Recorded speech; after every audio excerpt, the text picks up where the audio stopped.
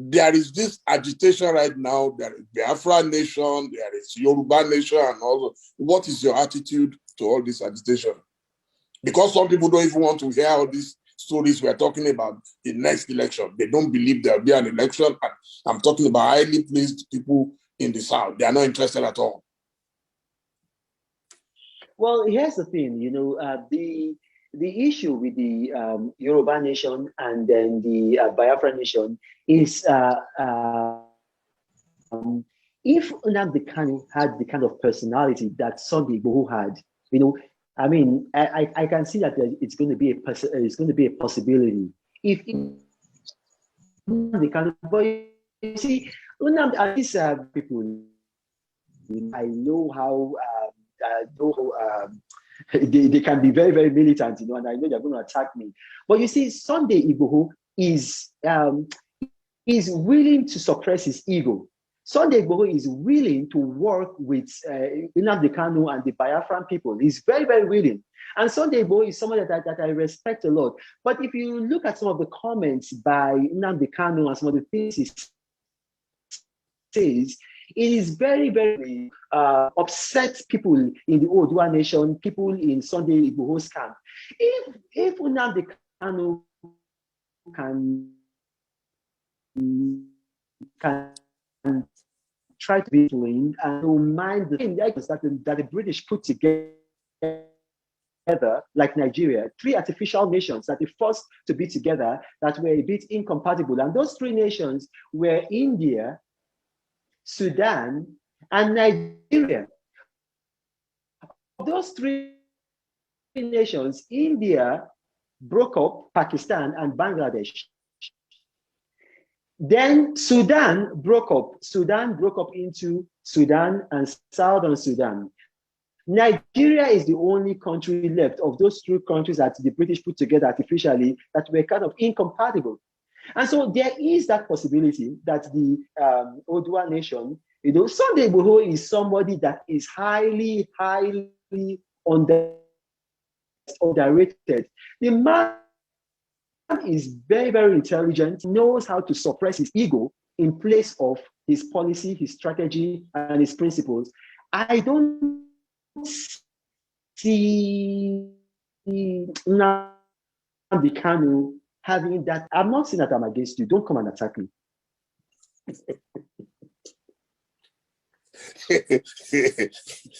No, I've never known you to be afraid.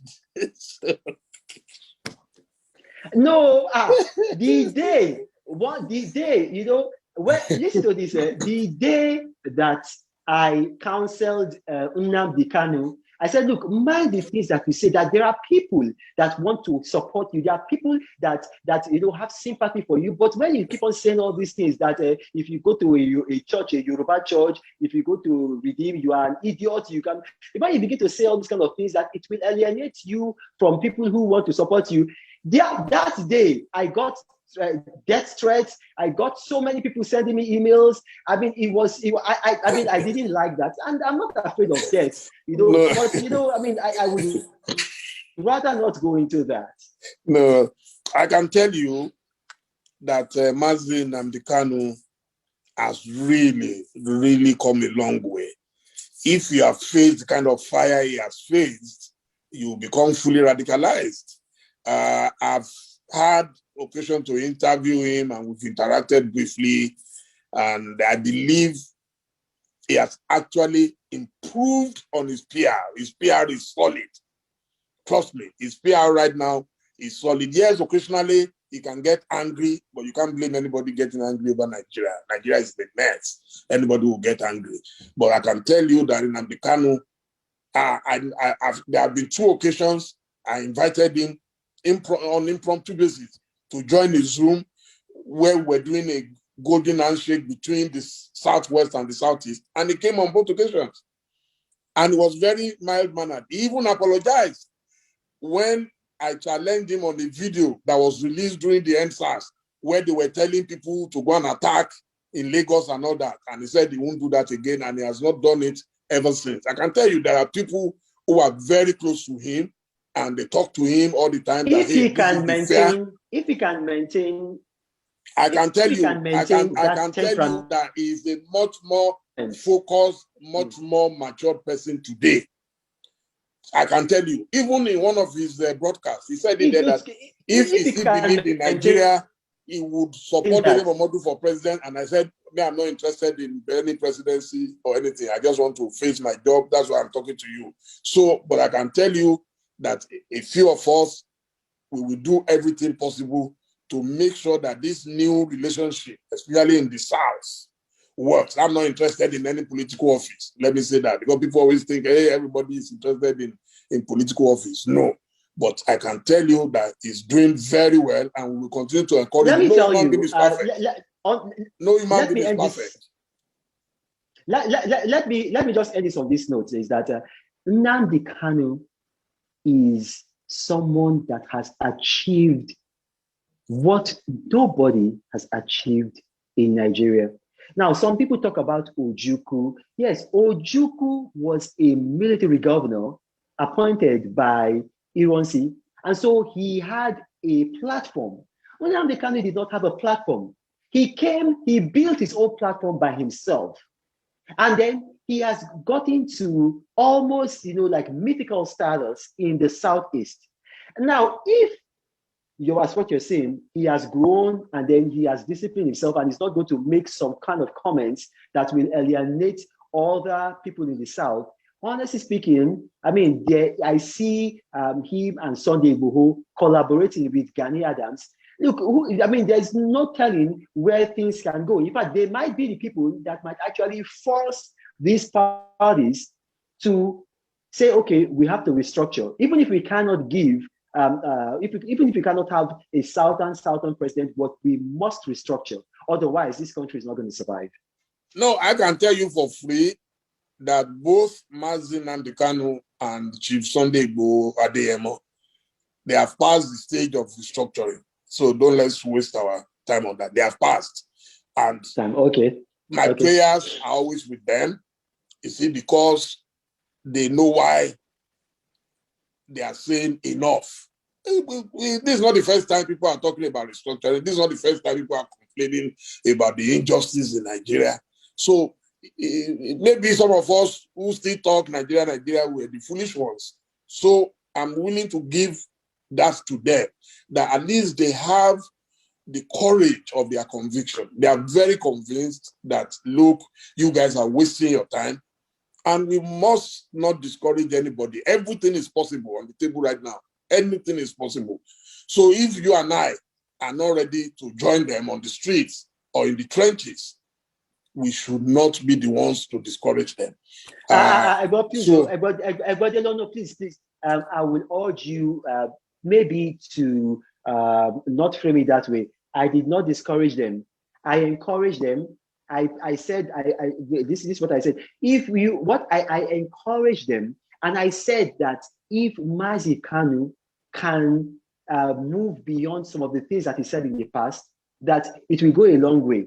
And then you said that he has told that he's moved beyond that, and I agree. So if he's done that, I listened to his recent interview with the Ugandan journalist in Kenya. It was absolutely fabulous. Go on. Yeah, go on, please. No, but that's the thing. Now we don't have to overflow this now. What I'm saying is that since you are saying that he has grown beyond that, then we are on the same page. I did not say anything against him. I said that as long as he can measure himself and not say things that will alienate. I mean, if you have a leader like that, and then you cannot really help him to say, okay, these are the parts where you might be erring, you're not helping him. I'm not discouraging him at all. Not at all. I'm not discouraging him at all. And I'm glad that you have said that, okay, he's moved beyond that. It's a good thing. Now we can now move on. There's me and you, there's no disagreement. We are on the same page. Okay. Now, yes, I just wanted us to touch the different areas. Those who want restructuring, those who want election in 2023, those who want Yoruba Nation, those who want Biafra. I just wanted us to be able to touch some of these things. Then, what about this theory that the South, and I'm talking about the entire South, must insist that the two political parties must agree to power coming to the South. That's phase one. Phase two is that in the South, fortunately, one side is pro-PDP, another side is pro-APC. So let the Southwest that is pro-APC produce a Southern candidate from Southwest, while the South-South and Southeast that are pro-PDP would have a candidate from there. How about that? Southwest, APC candidate, South-South, Southeast, PDP candidate. It's a good idea, but we are talking about politics and power. Nobody, look, the reason why they did that in 1999 is because General Ibrahim Babangida, Ibrahim Gusso, and General Abdulsalami Abubakar were afraid that Nigeria was going to break up. And the North, I mean, it might upset you if you're a Northerner and you're watching this, but the North is economically tied to the South, and they didn't want the breakup of Nigeria, so it was a sacrifice. Now, except you are going to have that same so you are scenario saying they will now permanently they are afraid of it. The president of Nigeria. You think after Buhari, the South will be at peace with that again? That they will just accept?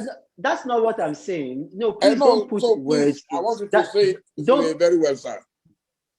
That's not what I'm saying. What I'm saying, you asked a specific question and you said that what if APC in the Southwest produce one Southern candidate and then PDP in the South and Southeast produces another Southern candidate. I said, look, that is like almost nursery school that, okay, I will do like this and you will do like that. No, that's not how politics work. Power, this is power. Everybody wants power. Nobody's going to give it to you. So you have to, this is what they call real politics. You have to strategize.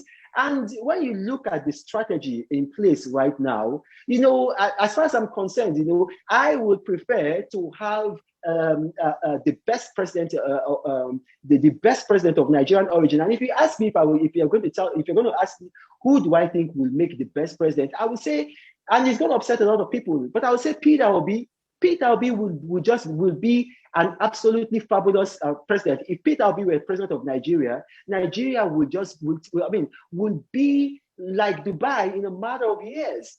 But I am a realist. I'm a pragmatic person. The way I see what's happening, look, the APC right now, they are struggling to say, look, how are we going to come out from this gentleman's agreement? Because if we give this thing to Bola Tinubu and the PDP give their tickets to a Northerner, look, they are going to get it. Well, as I said, I still disagree with that. Unless you could see what happened last week when the Southern governors, for the first time, came together and said, no, enough of this open grazing. We are not going to allow it. You see, it's because people feel so docile. People feel so squeamish. And there is this master-servant relationship between the North and the South. And that is why you would think in a party where without the Tinubus, there would have been no Buhari. Buhari tried 3 times. He had CPC, he was in AMPP, he went around the country. He could not win. So why would you tell me that you cannot produce a Southern candidate in the 2 parties? At any rate, I'll move to the next one. The first one is, why couldn't President Jonathan and President Olusegun Obasanjo manage their differences well? But for that fight between the 2 of them, there will be no Buhari today. I think they presented, the presidency to Buhari on a platter. Well, I mean, that's going to be a very difficult question to answer. You have to understand that you're dealing with personalities, and you're dealing with personalities. The one that I can say publicly, which is also in my book, is that, when you're going into politics, you need to clarify expectations. I'm going to say that again so you don't misunderstand me. You need to clarify expectations because you have to understand human nature. With human nature, for instance, if I don't like you, maybe you are Yoruba and I don't like you because you are Yoruba. I'm not going to tell people that I don't like you because you are Yoruba. I will tell people that, oh, I don't like you. I will give logical reasons. I will hide the emotional reason why I don't like you, and I'll give logical reasons. So with former President Jonathan, I think that there was they did not clarify expectations in 2011, because some people, and President Obasanjo was among them, were under this impression that former President Jonathan had agreed to contest for only one term. And he hadn't made such an agreement. He hadn't given such an understanding. He hadn't given, whether in writing or whether verbally. So there was that misunderstanding, maybe by some body language or by some just, I wouldn't really know what it is, but there was that.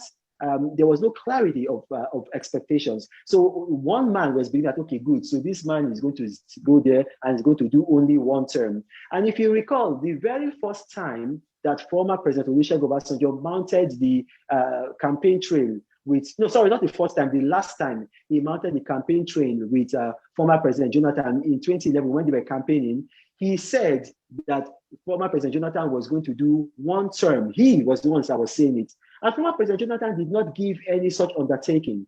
So there was that crisis of expectation. So in my own humble opinion, I would say that is it. But beyond that, you might have to ask the two dramatists personnel. Thank you very much for watching our video to the very end. If you are our subscribers, thank you for always coming back to watch our videos from Facebook, from YouTube. We really appreciate everyone that is supporting us. If it's the first time of coming across our videos, why not take a moment of your time to visit our platform and follow us on Facebook and subscribe to our YouTube channel. This is the only way you can support us, by sharing and commenting and giving your view about these specific videos. Until we meet again, stay tuned with Nnamdi TV. Peace out. To your family.